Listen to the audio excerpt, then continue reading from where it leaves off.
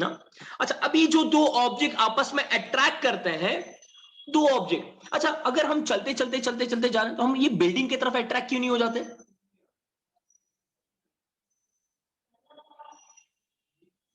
हम बिल्डिंग की तरफ इसलिए अट्रैक्ट नहीं होते because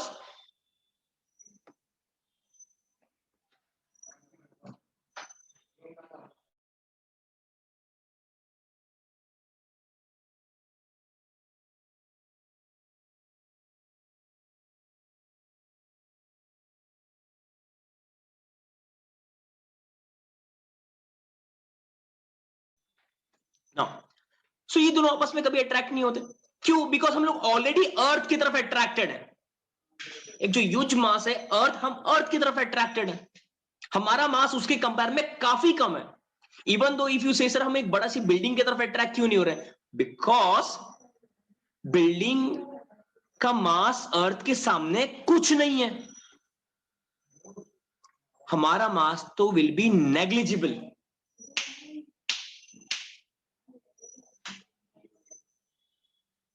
that's why we won't get attracted. तो यूनिवर्सल लॉ ऑफ ग्रेविटेशन अगर हमें 2 मार्क्स के लिए लिखना है तो क्या लिखेंगे?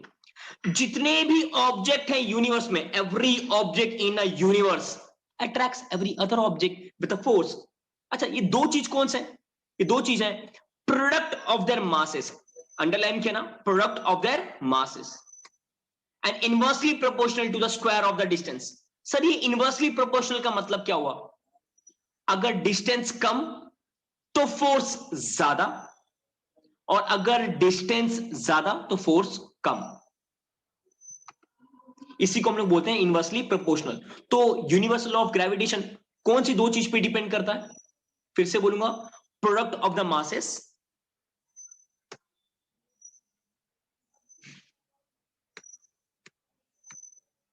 और square of the distance. Inversely proportional बोला तो मतलब अगर डिस्टेंस कम होगा, आई रिपीट, अगर डिस्टेंस कम होगा तो फोर्स ज्यादा होगा, और अगर डिस्टेंस ज्यादा होगा तो फोर्स कम होगा। m1 m2 upon D square. अच्छा, किसी को याद है जैसे ही प्रोपोर्शनलिटी का साइन हट जाएगा तो उसके जगह पे कौन सा सिंबल आएगा? ये जैसे ही प्रोपोर्शनलिटी का symbol, very good, awesome class, that will be capital G, G m1 m2 upon D square. अच्छा, डी स्क्वायर की जगह पे हम लोग एक और अल्फाबेट रख सकते हैं। कौन सा रख सकते हैं? डी की जगह पे एक और अल्फाबेट आ सकता है। We can also write it as R square, जहां पे डी का मतलब क्या होता है? Universal constant of gravitation. D का मतलब क्या होगा? Universal constant of gravitation.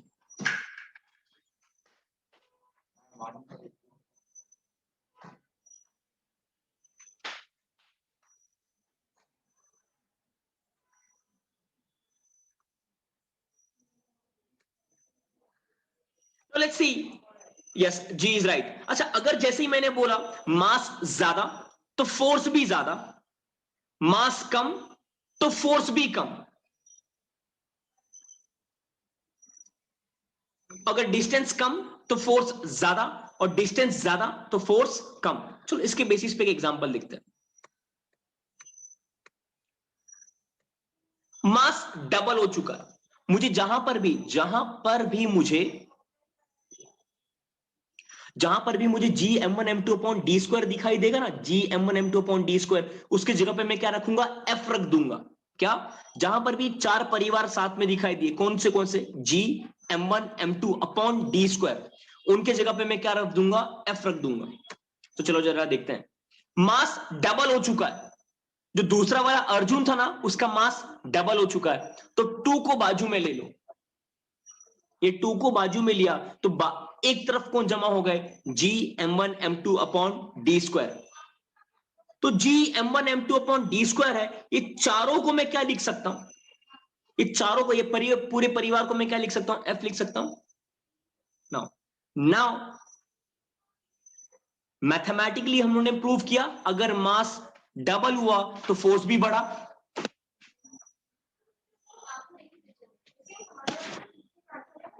मास बढ़ा तो फोर्स भी बढ़ा। Is it clear? चलो अब एक डिस्टेंस का एग्जांपल लेते हैं। अब एक डिस्टेंस का एग्जांपल क्या लेंगे? अभी डिस्टेंस बोल रहा है distance is double, distance double मतलब डिस्टेंस बढ़ चुका है, डिस्टेंस बढ़ चुका है तो फोर्स क्या होगा? डिस्टेंस ज्यादा हो चुका है तो फोर्स बढ़ेगा कि फोर्स कम होगा?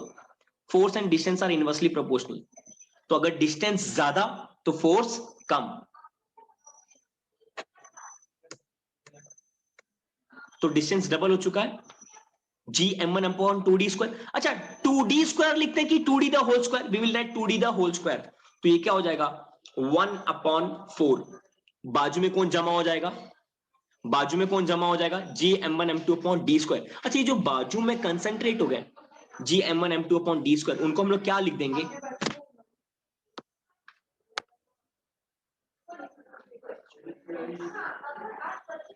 तो ये सब क्या हो जाएंगे? ये हो जाएंगे एफ हो जाएंगे।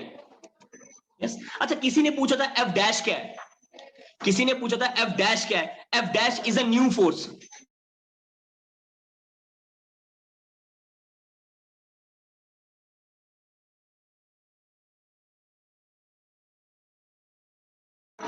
तो what is F dash? F dash is a new force बच्चा,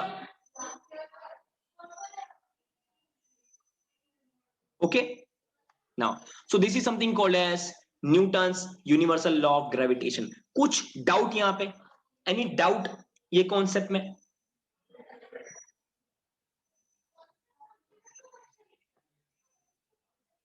जिसको नहीं सुनाई दे रहा तो please just check your net या रिकनेक्ट करो, just reconnect yourself.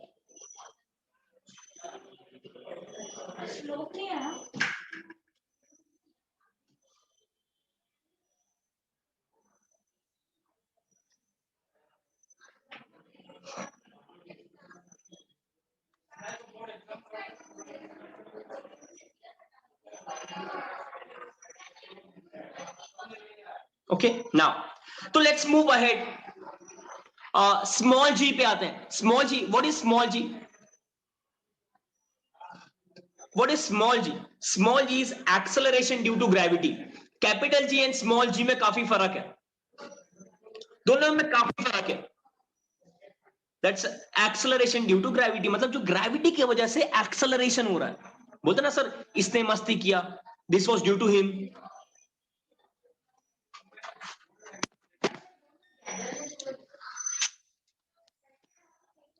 That is just because of gravity, acceleration due to gravity. अगर कोई ऑब्जेक्ट मैंने थ्रो किया नीचे, तो नीचे कौन खींच रहा है? ग्रेविटी खींच रहा है, तो acceleration is because of gravity. So what is the definition of gravity? Gravity का डेफिनेशन ये बोलता है कि जो एक बॉडी पे फोर्स आ रहा है और वो फोर्स की वजह से बॉडी एक्सेलरेट हो रही है। क्या मैंने बोला? बॉडी पे एक फोर्स आ रहा है, ग्रेविटेशनल फोर्स, उस फोर्स की वजह से बॉडी एक्सेलरेट हो रही है, इसलिए उसको हम कहते हैं acceleration due to gravity. Now so let's take a formula G m1 m2 upon r square. ठीक है सर हम ढूंढने जा रहे हैं ग्रेविटी। मान लो हम अर्थ के ऊपर हैं या हम अर्थ पे हैं। अच्छा अर्थ और हमारे बीच में डिस्टेंस कितना है? That is the radius of earth. Earth और हमारे बीच में डिस्टेंस कितना? That is the radius of earth, earth के सेंटर से लेके हम तक। तो मैं रिप्लेस कर देता हूं, कैपिटल एम मतलब mass of earth, small M मतलब ऑब्जेक्ट का मास, और आर का मतलब क्या हो जाएगा? रेडियस। कैपिटल एम मतलब मास ऑफ अर्थ होगा, small M will be mass of that object, जो बंदा वहां पे खड़ा है ऊपर, और जो स्मॉल आर होगा उसके जगह पे हम लोग लिखेंगे radius of earth, R square. Sir क्या किया? सेम टू सेम फॉर्मूला लिखा, बट इस बार हर एक का अपना अपना मतलब है। कैपिटल एम अर्थ का मास, स्मॉल एम हमारा मास, और जो आर होगा उसके जगह पे कैपिटल आर। नाउ अब सेकंड 9th स्टैंडर्ड में एक फोर्स का फॉर्मूला पढ़ा था, एनीवन रिमेंबर्स? फोर्स का formula dash into dash. Yes Maitri, very good. Kushal, Saurabh, Manasi, Devansh, Mohammed, Nandini, Atharv, Shikha, Ayesha, very good, you all have given a right answer that is mass into acceleration. But ये साल ए के जगह पे हम लोग क्या रखने वाले हैं? ए के जगह पे हम लोग क्या रखने वाले हैं? जी. एंड बहुत ही कॉमन चीज है, इक्वेशन 1 एंड इक्वेशन 2 को देखते ही हम बता सकते हैं उनका लेफ्ट हैंड साइड क्या है, इक्वल है. If the left hand sides are equal तो right hand sides are also equal.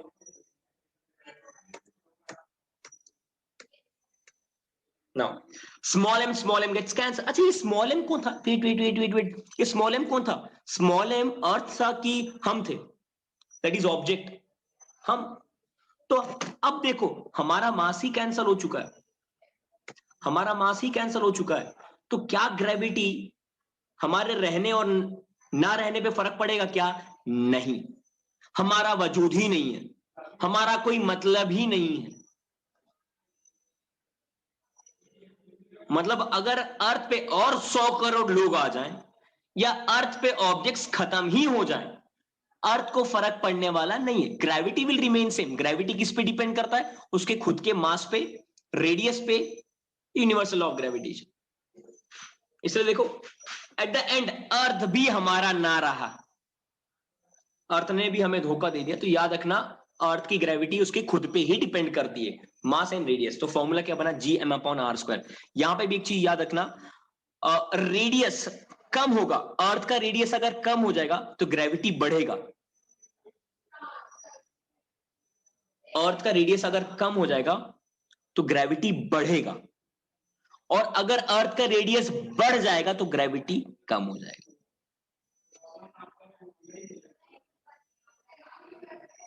provided mass remains same, provided mass remains same. So doesn't the mass of a people affect the mass of the earth and gradually the gravity? No बच्चा, अर्थ का खुद का अपना एक मास है, खुद का, हमारा नहीं, ऑब्जेक्ट्स का नहीं. अर्थ की ग्रेविटी के हिसाब से हम चल रहे हैं. नाउ सेकंड थिंग, किसी ने इसके पीछे एक डाउट पूछा था, sir why did we write capital R instead of small R? बच्चा capital R is radius of earth, हमारे और अर्थ के बीच में डिस्टेंस. अच्छा Sharan, what is the capital G का मतलब? Universal gravitational constant. मतलब पूरे यूनिवर्स में कहीं पर भी चले जाओ ये कैपिटल जी आपको मिलेगा ही मिलेगा. मून पे चले जाओ मिलेगा, जुपिटर पे चले जाओ मिलेगा, सन पे चले जाओ मिलेगा, नेपट्यून पे चले जाओ मिलेगा. दैट्स व्हाई उसका नाम पड़ गया ना यूनिवर्सल ग्रेविटेशनल कांस्टेंट. तो कोई भी ग्रेविटेशन के कांस्टेंट में ये बंदा आपको वहीं पे दिखाई देगा ही देगा. तो हेंस उसके फॉर्मूला में हम लोग क्या ले रहे हैं? कैपिटल जी ले रहे हैं. यस शरण, इज इट क्लियर? तो ये वाले फॉर्मूला में भी कैपिटल जी आ रहा है.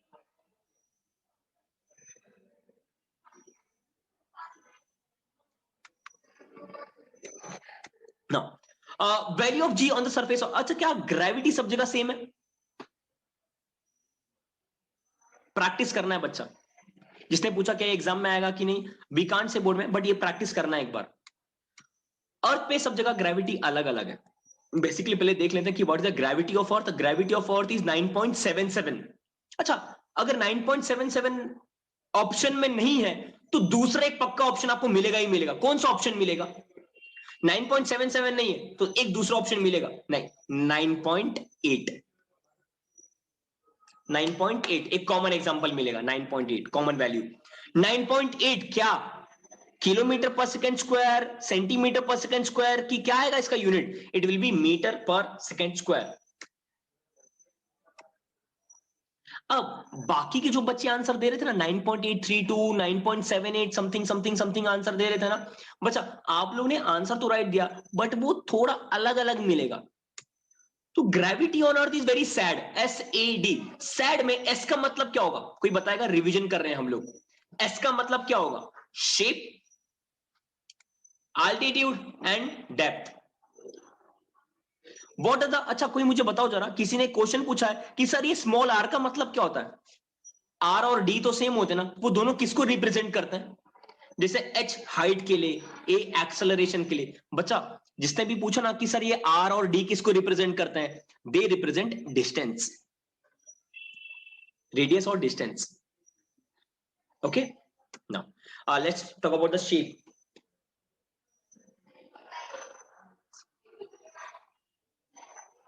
Yes, radius is right. Okay अच्छा, अर्थ का शेप सर्कुलर तो है नहीं, इट इज एलिप्टिकल, एलिप्टिकल या ओवल शेप बोल सकते हैं। ये ओवल शेप होने के कारण हम लोगों ने ज्योग्राफी में टर्म सुना होगा, ज्योग्राफी टीचर हमें काफी बार बोलती है कि earth is bulging at the equator, flattening at the pole.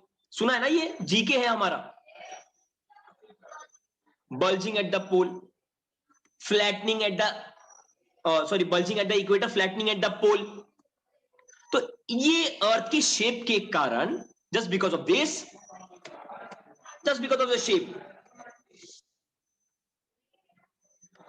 Poles पे डिस्टेंस कम हो जाता है, सेंटर से लेके पोल तक डिस्टेंस कम, और सेंटर से लेके इक्वेटर तक डिस्टेंस ज्यादा।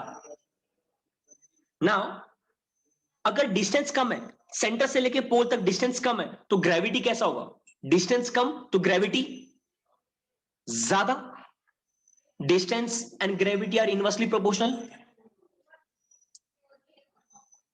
और अगर इक्वेटर पे डिस्टेंस ज्यादा है तो ग्रेविटी कितना होगा? ग्रेविटी कम होगा, 9.832 पोल पे, और इक्वेटर पे कितना? 9.78 होगा। अच्छा, आपको इतना पूरा पैराग्राफ में नहीं, आप दो दो तीन तीन लाइन में लिख सकते हो। किसी ने पूछा ना कि सर पूरा एक्सप्लेन करना होगा, एकदम ब्रीफ में मत करना, दो दो तीन तीन पॉइंट में। क्लियर? किसी ने पूछा अभी कि पूरा लिखना होगा, नहीं, 3 पॉइंट में। वेरी 9.77, सो हम 9.77 इज एवरेज, सो हम 9.77 इज एवरेज, गोज एवरेज। इसलिए हम ये डिस्कस कर रहे हैं कि वेरिएशन क्यों है, जस्ट बिकॉज ऑफ शेप। अच्छा, अल्टीट्यूड की बात करते हैं। जैसे जैसे जैसे जैसे मैं ऊपर जा रहा हूं और ऊपर जा रहा हूं, अच्छा ग्रेविटी का वैल्यू देखो ना कितना हो रहा है, फाइनली जाके कितना हो गया? एक सर्टेन हाइट पे जाने के बाद ग्रेविटी का वैल्यू कितना हो गया? 35,000। जैसे जैसे मैं ऊपर जा रहा हूं, जस्ट नोटिस करो, जब अर्थ पे था तो 9.83 था, और सडनली जाके कितना हो गया? 0.25। कैन आई से नाउ कि distance and gravity are inversely proportional? Distance बढ़ेगा तो ग्रेविटी कम होगा। अच्छा, अब ये बताओ, वो पॉइंट से ऑब्जेक्ट अब नीचे आ सकता है क्या डायरेक्टली? इतने दूर जाने के बाद acceleration due to gravity, Sneha, it will be acceleration due to gravity. 9.8, 9.8 लेना। आर्यन, टेक 9.8, आपको वहां पे ब्रैकेट में दिया होगा, जो भी आपको वैल्यू लेना होगा बोर्ड्स में बाजू में दिया होगा।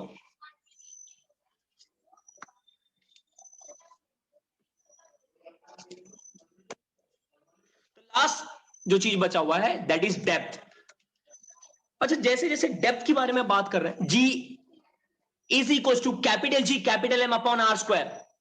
जी आशा, जी आशा, इसका आंसर नोट्स में है बच्चा, जो आपने क्वेश्चन पूछा इट्स इन नोट। पहले कॉन्सेप्ट्स कवर अप कर लेते हैं, फिर आपके क्वेश्चंस पे आते हैं कि आपने जो क्वेश्चन पूछा उसका आंसर कहां पे। It is in notes, it is in Robomate, but पहले बार कॉन्सेप्ट कवर अप करते हैं। Okay, it is in notes, it is in Robomate, ये सारा क्वेश्चन है। अच्छा, G M upon R square. Now gravity, gravity हम लोग कहां से कैलकुलेट करते हैं? जो हमारे पैरों के तले है। If I am on top 20th floor, 20th floor पे हूं, तो मैं ग्रेविटी 20th फ्लोर से कैलकुलेट करना चालू करूंगा। 20, 19, 18, 17, 16, जो भी मेरे पैरों के नीचे होगा। सपोज करो मैं नीचे उतर रहा हूं, धीरे धीरे धीरे धीरे नीचे उतर रहा हूं, बुर्ज खलीफा में हूं, मैं बुर्ज खलीफा में एकदम सबसे टॉपेस्ट फ्लोर पे हूं, सबसे टॉप फ्लोर पे हूं, धीरे धीरे धीरे धीरे धीरे नीचे आ रहा हूं मैं। क्या मैं ग्रेविटी के लिए ऊपर का मास कंसिडर करूंगा? ग्रेविटी कैलकुलेट करने के लिए ऊपर का मास नहीं, जितना मेरे पैरों के नीचे होगा मास। तो जैसे जैसे मैं डेप्थ में जाता हूं, जैसे जैसे मैं डेप्थ में जाता हूं, डेप्थ बढ़ती जाती है, तो ऊपर का मास मैं कंसिडर नहीं करूंगा, तो मास डिक्रीजेस, ग्रेविटी ऑल्सो डिक्रीजेस। और जैसे जैसे जैसे मैं सेंटर की तरफ जाऊंगा, तो मैं क्या कंसिडर करूंगा? सेंटर पे मास तो जीरो होता है, तो ग्रेविटी भी कितना होगा? Zero, because mass and gravity are directly proportional.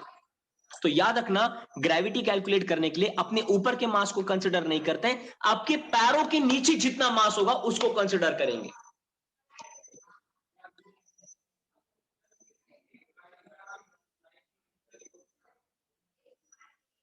So gravity will increase when we come down from a tall building till the surface of earth. Yes बच्चा, so हम right हो. एक एग्जांपल लूं, सो हम ये एग्जांपल देखते हैं कि अगर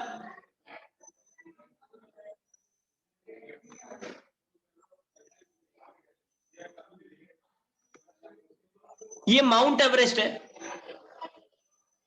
और यहां पे ये गोवा बीच है, ये गोवा बीच है, यहां पे एक बंदा है और एक माउंट एवरेस्ट पे एक बंदा है.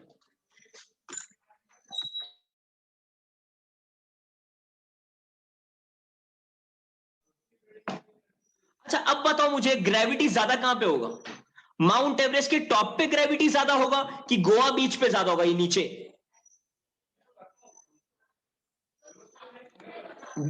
गोवा वाले बीच पे की माउंट एवरेस्ट पे? लेट मी नो अब भी कॉन्सेप्ट सिखाया. डिस्टेंस ज्यादा तो ग्रेविटी कैसा होगा? डिस्टेंस कम. यस राइट है, Goa beach answer is right because distance कम है यहां पे तो ग्रेविटी ज्यादा, और यहां पे डिस्टेंस ज्यादा है तो ग्रेविटी कम.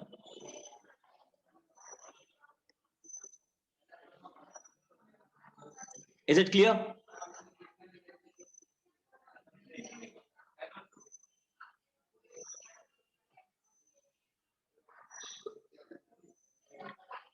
तो ग्रेविटी अर्थ की किस पे डिपेंड करती है? सैड पे डिपेंड करती है. सैड कौन कौन है? यस, सैड कौन कौन है हमारे? यहां पे 3 जन सैड है. कौन कौन है? Shape, altitude and depth.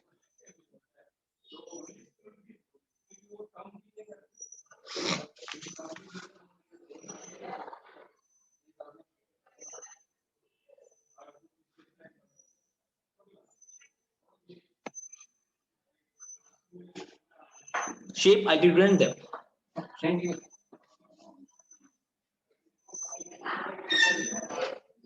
अच्छा ये बताओ, अगर हम लोग एकदम टॉप पे चले गए, एकदम टॉप फ्लोर पे चले गए,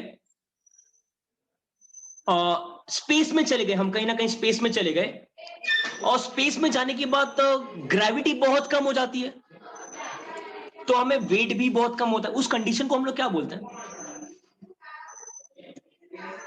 what do we call that term and conditions? जब स्पेस में जाने के बाद ग्रेविटी बहुत कम हो जाता है, हमें अपना वेट फील ही नहीं होता because of very less gravity. उस कंडीशन को हम लोग क्या बोलते हैं?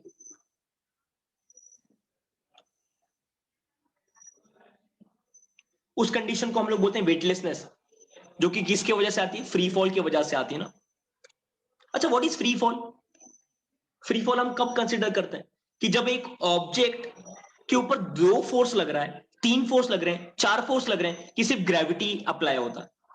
फ्री फॉल हम कब बोलते हैं? जब मोर देन 2 फोर्स की सिर्फ और सिर्फ ग्रेविटी एक्ट करता है.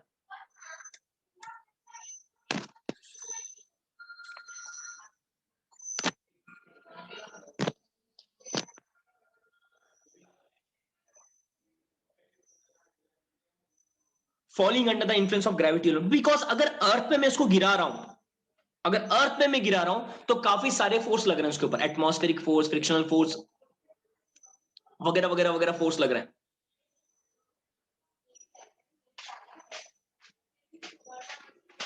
But when it falls down only under the influence of gravity alone, तब हम लोग उसको क्या बोलते हैं? तब we call it as free fall. This condition is called as free fall. And due to free fall, we feel weightlessness because gravity is very less over there.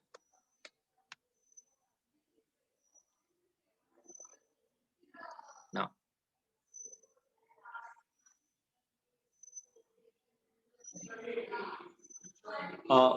वो scientist का नाम क्या था जिसने वो अर्थ मूव हो रहा है सन के अराउंड ये सब डिस्कस किया था, एलिप्टिकल ऑर्बिट वगैरह? Yes,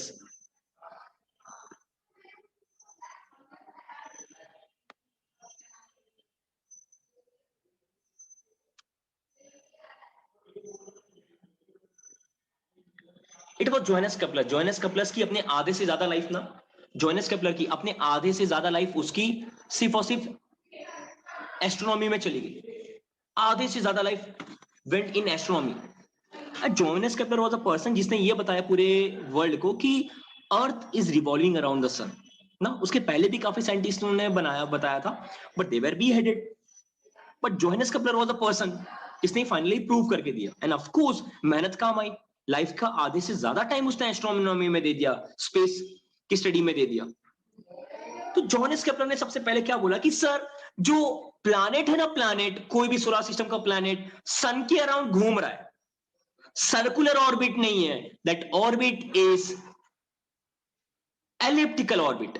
sir what is elliptical? Elliptical मतलब एक ओवल सर्कल, एक Oval shape.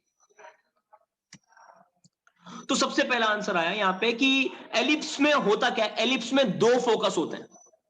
Yes, even Galileo said this. Ellipse में कितने फोकस होते हैं? दो फोकस होते हैं। क्या बोल रहे हो?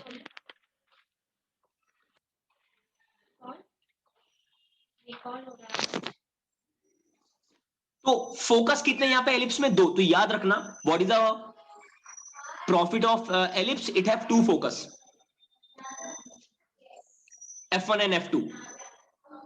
अच्छा, now the orbit of a planet is an ellipse with the sun at one of the foci. Exam में पूछ सकते हैं कि ऑर्बिट का शेप कैसा, तो क्या लिखोगे? यही सेंटेंस में से एक मार्क के लिए पूछ सकते हैं objective, what is the shape of the orbit, तो क्या लिखोगे? The orbit of a planet is an dash. कैसा होता है? It is an ellipse. अच्छा, how many focus does an ellipse have? How many focus does an ellipse have? Okay, two. अच्छा ये बताओ, उसमें से एक फोकस पे कौन बैठा हुआ है? एक फोकस पे कौन बैठा हुआ है? And what is the position of sun at one of the moon? Moon कहां से आंसर आ गया? नॉट मून बच्चा, sun. Sun is at one of the foci. Planet orbit में है, और जो दूसरा ऑर्बिट है वो खाली है।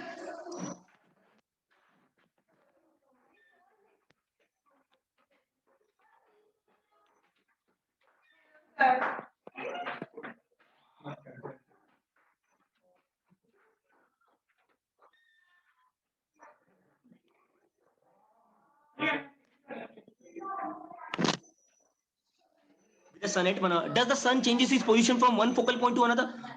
It can be. अगर हम लोग कहीं से भी बनाए तो there is no fixed point कि यही फोकस पे होगा कि वही फोकस पे होगा। खाली है जिया। There is no other astronomical object is second foci. वही तो बोला, एक फोकाई खाली है, ऑर्बिट में प्लैनेट घूम रहा है और दूसरे पे सन बैठा हुआ है।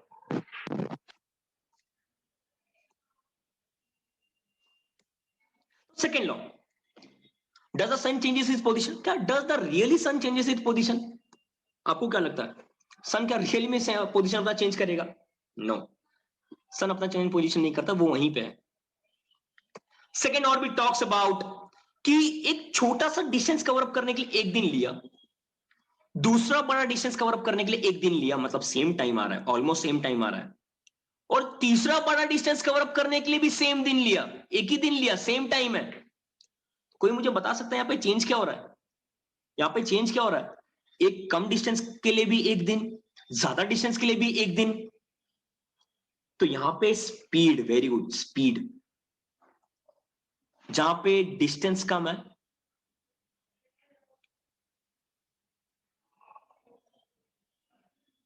वहां पर भी स्पीड कम है, और जहां पे डिस्टेंस ज्यादा है वहां पर स्पीड ज्यादा है।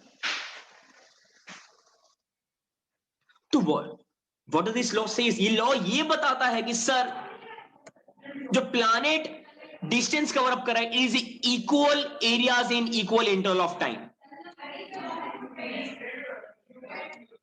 The line joining the planet and the sun sweeps. Sweeps का मतलब क्या हो गया? कवर अप करना।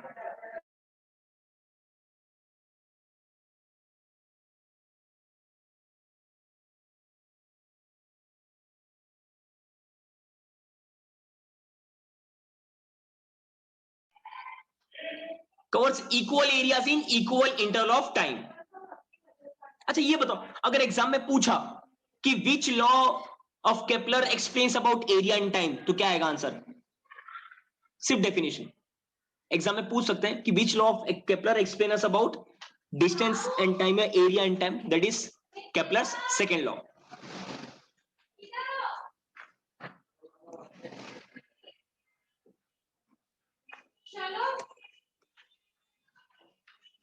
तो Kepler second law, where speed is more near the sun, बच्चा जो ई से लेके एफ तक है ना, वहां पे स्पीड सबसे ज्यादा है. जहां पे डिस्टेंस ज्यादा होगा वहां पे स्पीड भी ज्यादा है. Sudiksha from Goregaon east. The third law says something about time.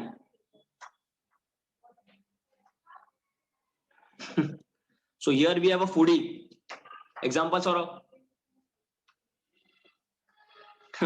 ठीक है. अच्छा ये बताओ, बड़ा सर्कल है तो टाइम कवर अप करने के लिए कैसा लगेगा एज कंपेयर टू छोटा सर्कल, और बड़े सर्कल में टाइम ज्यादा कहां पे लगेगा? इफ टू सर्कल्स, तो बड़े वाले सर्कल में स्पीड टाइम ज्यादा लगेगा कवर अप करने के लिए. तो that is the Kepler's third law.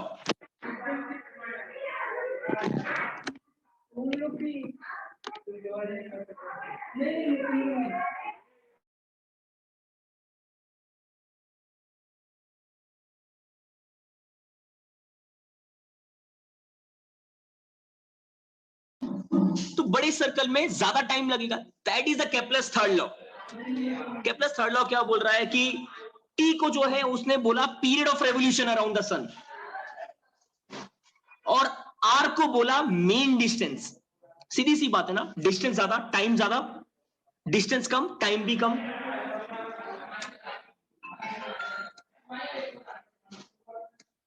बड़े सर्कल के लिए ज्यादा टाइम और छोटे सर्कल के लिए कम time, they are directly proportional. इसी सेम चीज को मैथमेटिकली प्रूव उन्होंने करके बताया, बट एकदम सिंपल वे में नहीं, टाइम का स्क्वायर किया और डिस्टेंस का क्यूब.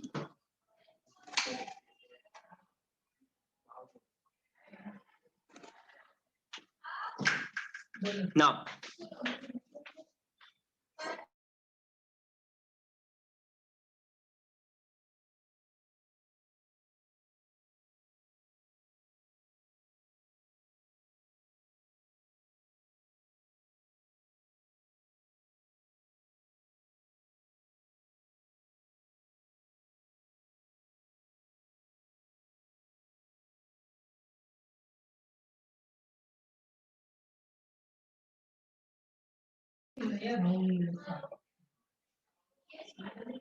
ओके. सो अब यहां पे देखो हमने क्या किया, टाइम का स्क्वायर,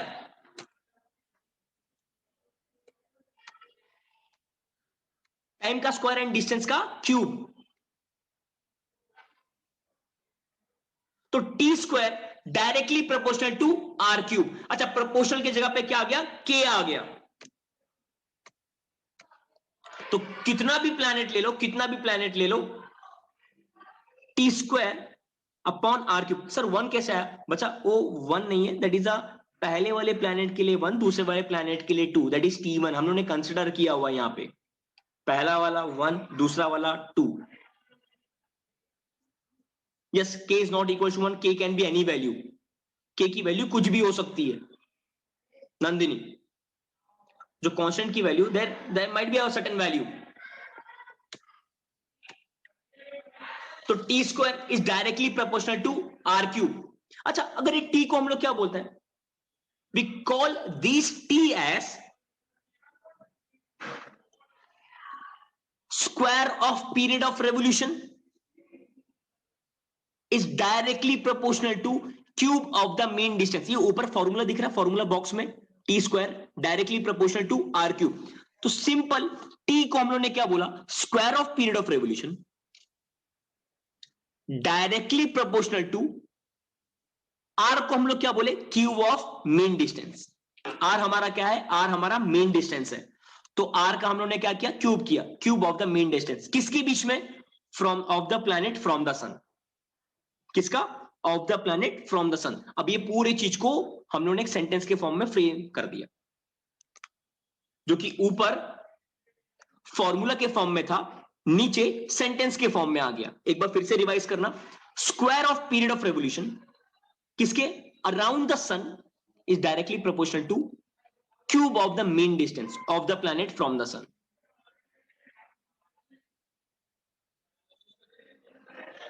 Is it clear? अच्छा, एग्जाम में क्या पूछ सकते हैं? एग्जाम में पूछ सकते हैं which law of Kepler explain us about time and distance.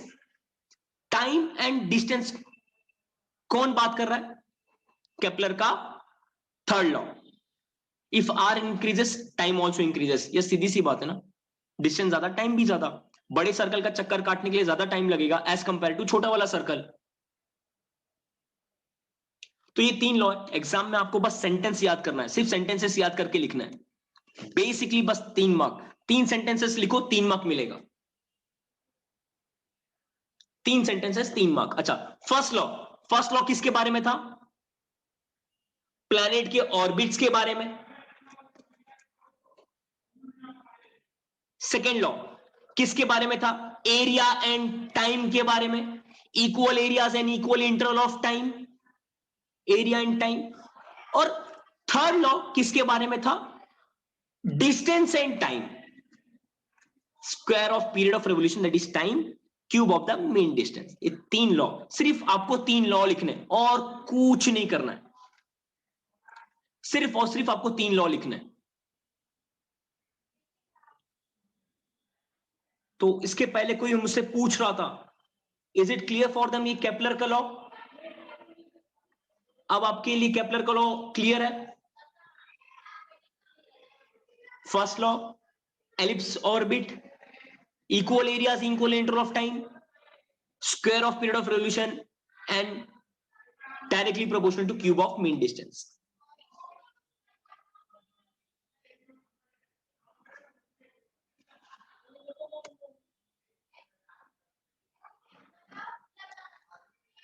Free fall is experience only space. Yes बच्चा, फ्री फॉल वहीं पे एक्सपीरियंस कर सकते हो जहां पे ग्रेविटी बहुत कम होगा. बच्चा सोनल बेसिकली हम क्या बोल रहे हैं? फ्री फॉल वहां पे होगा जहां पे सिर्फ और सिर्फ ग्रेविटी होगी और कोई दूसरा फोर्स नहीं होगा. तो सोनल, स्पेस में ग्रेविटी काफी कम है और वैक्यूम भी है, तो क्या दूसरा फोर्स आपके ऊपर एक्ट होगा सोनल वैक्यूम की वजह से? वैक्यूम मतलब पूरा खाली है, कोई दूसरा फोर्स आपके ऊपर आ रहा है सोनल? नहीं आ रहा है. तो free fall can be experience in those areas जहां पे पूरा का पूरा वैक्यूम होगा और सिर्फ एक फोर्स आएगा, दैट इज ग्रेविटी. वैक्यूम होना चाहिए और ग्रेविटी होनी चाहिए Aryan. Vacuum and gravity. Vacuum and gravity.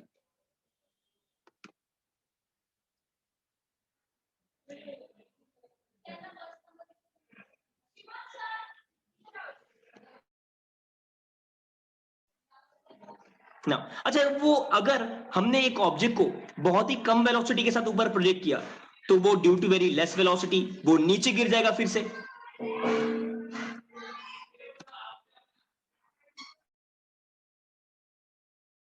और अगर हमने ज्यादा वेलोसिटी प्रोजेक्ट किया ज्यादा, तो वो एकदम स्पेस में चले जाएगा, फिर वो हमें कभी वापस नहीं मिलने वाला.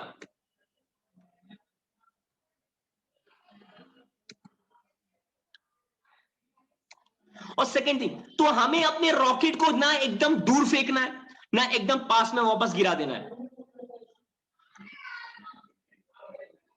तो अब हमें क्या करना है? एकदम नॉर्मल वेलोसिटी लगानी है, एग्जैक्ट वेलोसिटी. उसको हम लोग क्या बोलते हैं? Escape velocity. किसको एस्केप करना है? अर्थ के ग्रेविटेशनल फोर्स को एस्केप करना है. The minimum initial velocity needed by an object projected upwards to overcome Earth's gravitational force. और फिर से वो अर्थ पे ना गिरे, इसको हम लोग बोलते हैं एस्केप वेलोसिटी. तो सर एस्केप वेलोसिटी हम लोग क्यों लगाते हैं? एस्केप वेलोसिटी इसलिए लगाते हैं ताकि रॉकेट अर्थ से प्रोजेक्ट होके बाहर जा पाए.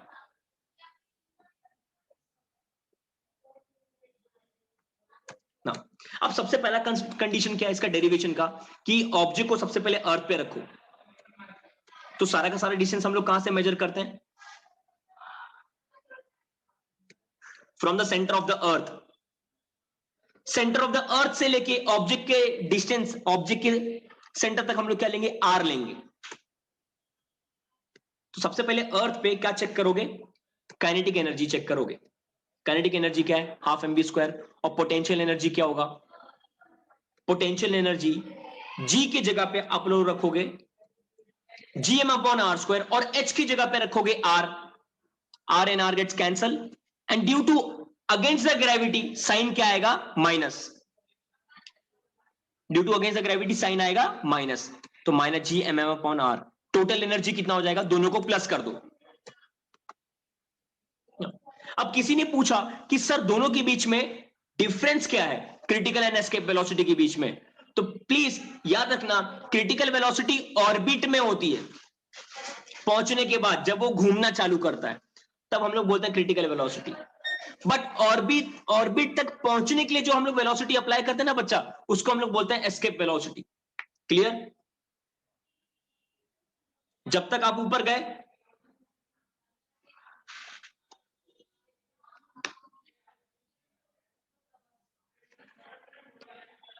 Now once again I will explain. Object अभी धीरे धीरे लॉन्च हो रहा है, अभी भी सरफेस ऑफ अर्थ पे है, तो kinetic energy will be half M V square. 9 standard में से kinetic energy will be half M V square.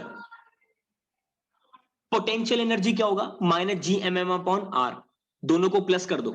अच्छा, अभी मैंने बोला ना नेगेटिव क्यों आया, नेगेटिव इसलिए because object is going against the gravity. बच्चा ध्यान से सुनो, नेगेटिव साइन इसलिए आया, माइनस साइन इसलिए आया because object is going against the gravity, gravity के अगेंस्ट जा रहा है।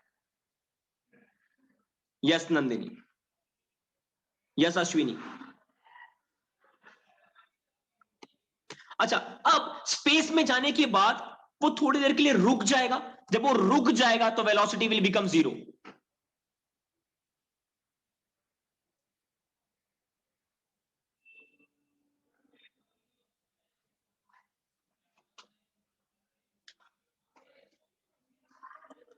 अच्छा, अब स्पेस में पोटेंशियल एनर्जी कितना होगा, जीरो। सर कैसे, पोटेंशियल एनर्जी का फॉर्मूला क्या है, एक फॉर्मूला, बेसिक फॉर्मूला लेते हैं, mgh। तो स्पेस में जाने के बाद ग्रेविटी कितना हो जाता है, ऑलमोस्ट जीरो हो जाता है ना ग्रेविटी। और anything multiplied by gravity, anything multiplied by zero कितना हो जाएगा, जीरो हो जाएगा। एनीथिंग मल्टीप्लाइड बाय जीरो कितना हो जाएगा, जीरो हो जाएगा। चाहे हाइट कितनी भी रहे, चाहे मास जितना भी रहे, स्पेस में जाने के बाद तो ग्रेविटी का ऑलमोस्ट वैल्यू जीरो के आसपास आ जाता है, तो potential energy also become zero. तो टोटल एनर्जी भी कितना होगा, जीरो। अच्छा, अब ये दोनों कंडीशन को आमने सामने रखते हैं, कैसे, law of conservation of energy, energy can neither be created nor be destroyed. जितना एनर्जी अर्थ के सरफेस पे होगा उतना ही एनर्जी कहां पे होगा, उतना ही एनर्जी कहां पे होगा, स्पेस में। तो दोनों को आमने सामने रखो, तो E1 का वैल्यू कितना होगा, E1 का वैल्यू ये वाला पार्ट यहां पे रखो, और E2 का वैल्यू कितना होगा, जीरो। शेरॉन बस देखते जाओ, आपका जो है आंसर आएगा, कॉन्सेप्ट में आएगा यहां पे। बस आप यहां पे ऑब्जर्व करो शेरॉन, आपका जी आएगा यहां पे।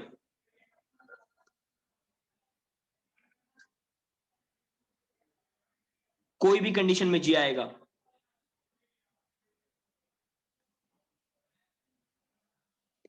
अच्छा, ये minus G M M upon R उस तरफ जाके क्या बन जाएगा, प्लस बन जाएगा ना। ये M and M gets cancel,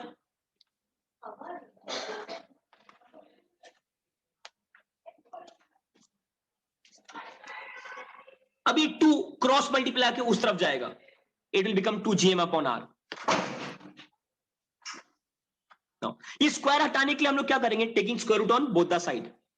अब पता चला शरॉन, आप कोई भी कॉन्सेप्ट लो स्पेस से related, some or the other value, you will get the value of capital जी।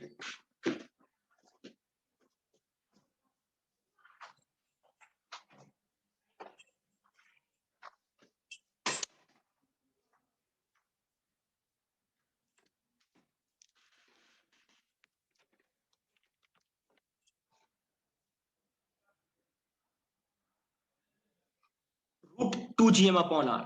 अच्छा, अब इन दोनों को मुझे ना ये GM अपॉन आर, ये आर स्क्वायर होता, रुको ना, रुको ना, 1 मिनट रुको, यहां पे ध्यान दो, √2 GM अपॉन ये, अगर ये आर स्क्वायर होता,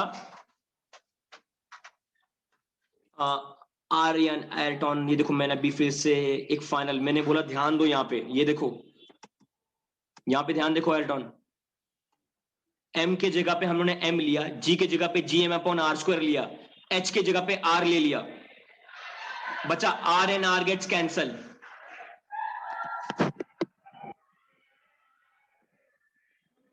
जब ये R and R gets cancel तो एक ही आर बचेगा ना, और किसी ने पूछा था अगेंस्ट द ग्रेविटी, तो माइनस साइन आएगा ना।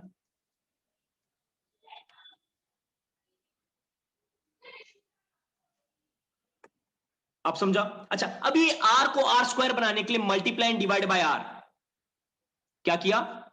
Multiply and divide by R. इससे क्या होगा? इससे वो GM नीचे आर इंटू आर, नीचे जो दिखा है ना आर इंटू आर, वो क्या बन जाएगा? आर स्क्वायर बन जाएगा। Now tell me, GM upon R square जो बोल रहा था ना सर टेक्स्ट बुक में जी दिया हुआ √2GR, नाउ टेल मी ये GM अपॉन आर स्क्वायर कुछ याद आ रहा है? कुछ याद आ रहा है? GM अपॉन आर स्क्वायर क्या बन जाएगा? G बन जाएगा, √2GR।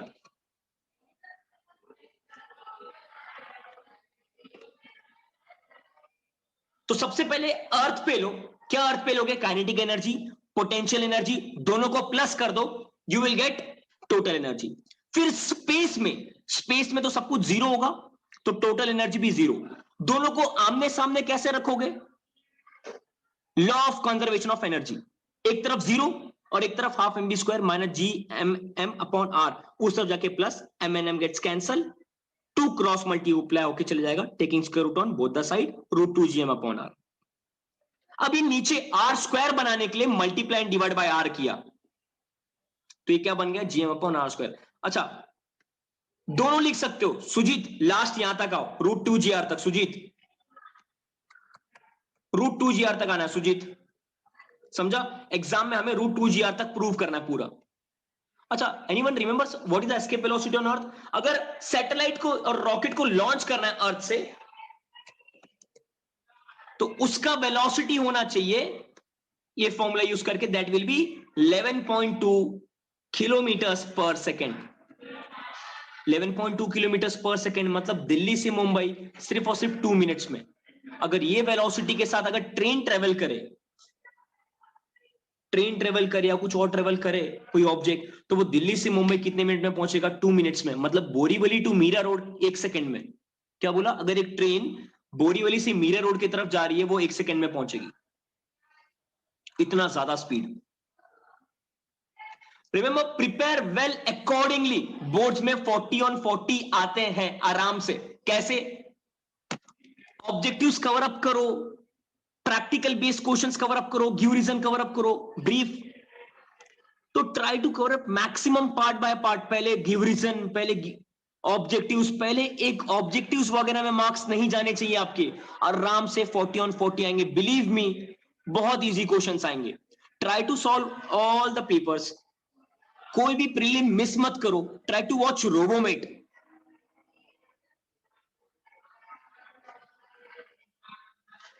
साइंस 1 में ब्रीफ नहीं आते केशव, साइंस 1 में ब्रीफ नहीं आते, they ask practical based question. Try to analyse the paper. आप ही सोचो, पूरा यूनिट टेस्ट 1 हुआ, यूनिट टेस्ट 2 हुआ, prelim, semi prelim 1, semi prelim 2, कहीं पे भी साइंस 1 का आपने ब्रीफ देखा? ब्रीफ कि आपने 7-8 पॉइंट लिखा हो? टेल मी एनीवन, किसी एक बच्चे ने 7-8 पॉइंट ब्रीफ लिखा क्या? कहीं पे भी हम लोगों ने ब्रीफ नहीं लिखा है। जो भी कॉन्सेप्ट है तोड़ तोड़ के दिया होगा। It's very easy. Give reason में भी ज्यादा से ज्यादा 4 point. Part by part study करो। अच्छा, अब न्यूमेरिकल्स एंड डेरिवेशंस में प्रॉब्लम आ रहा है, try to write it. So हम पहले एक बार रोबोमेट से समझो, और अभी हम लोगों ने किया ना, try to write and practise it again. No, brief नहीं आएंगे, डायग्राम बेस्ड क्वेश्चंस होगा, बॉक्स वाले क्वेश्चंस होंगे, प्रैक्टिकल बेस्ड क्वेश्चंस होंगे, ट्विस्ट करके दिया होगा, बट पार्ट बाय पार्ट होगा, कोई बहुत बड़ा ब्रीफ नहीं आएगा। Try to memorise the formula, आराम से 40 on 40 मिलता है। एक सिंपल सॉल्यूशन है, पहले ऑब्जेक्टिव्स कवर अप करो, गिव रीजन कवर अप करो, देन गो फॉर ये 3-3 मार्क वाले क्वेश्चन। सेमी प्रीलिम 1 दिया ना सब लोगों ने? आई होप सब लोगों ने सेमी प्रीलिम 1 दिया होगा। अब सेमी प्रीलिम 1 जब दिया और 2 दिया तो देखो ना कि क्वेश्चन नंबर 3 कैसा आता है। क्वेश्चन नंबर 3 में सारे प्रैक्टिकल बेस्ड क्वेश्चन आते हैं आराम से। अच्छा, हर एक क्वेश्चन का टारगेट बना लो, आराम से टारगेट सेट कर लो कि कौन से क्वेश्चन नंबर में से कितना मिल जाना चाहिए ताकि मुझे 36 37 आ जाए। सेट अ टारगेट कि ऑब्जेक्टिव्स फुल ऑन फुल 10 में से 10, गिव रीजन 4 में से 4।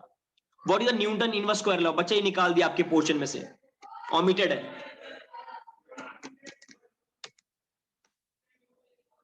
It's omitted. ठीक है, so all the best, watch Robomate. हम धीरे धीरे और भी कवर अप करेंगे, और भी चैप्टर कवर अप करेंगे, तो we can discuss in a brief manner. Till then पहले स्मार्ट वर्क करना चालू करो, यू कैन आराम से स्कोर 40 on 40। तो ऑब्जेक्टिव्स गिव रीजंस करते जाओ। ओके, चलो bye class, take care.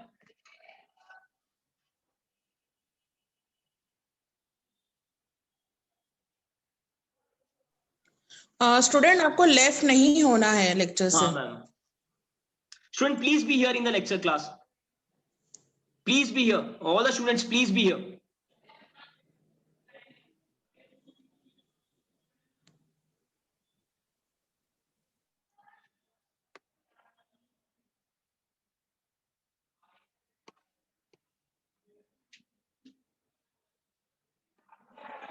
Shivam sir, आप मुझे होस्ट बना सकते हो अभी। Yes ma'am, I have made you the host ma'am. Thank you sir.